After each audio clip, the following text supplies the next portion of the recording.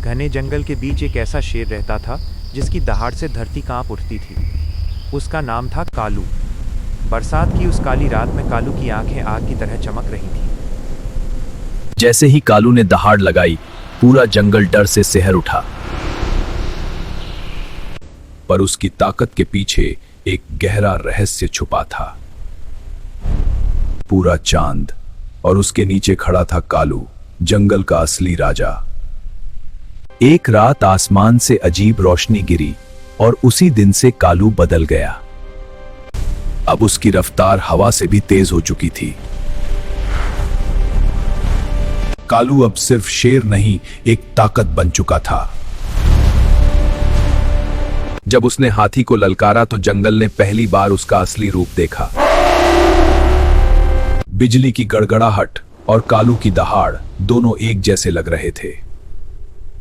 लेकिन जंगल में अब एक नया खतरा आ चुका था, इंसान। कालू समझ चुका था ये लोग शिकार के लिए नहीं, उसे पकड़ने आए हैं।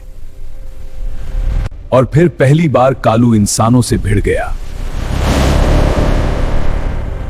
घायल होने के बाद भी उसकी आंखों में डर नहीं था। कालू सिर्फ ताकतवर नहीं था, वह अपने जंगल का रक्षक भी था।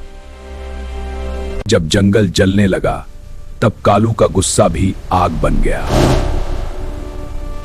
आग भी उसे रोक नहीं पाई। अब सामना था असली दुश्मन से। उसकी ताकत अब इंसानों के लिए खतरा बन चुकी थी। और आखिरकार जीत कालू की हुई। लेकिन हर जीत के बाद एक नई कहानी शुरू होती है। वही रहस्यमयी रोशनी फिर लौट आई।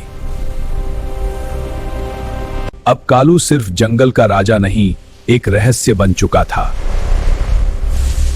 कहते हैं आज भी घने जंगल में उसकी दहाड़ गूंजती है। और जब भी आसमान में बिजली चमकती है, लोग कहते हैं कालू अब भी जिंदा है।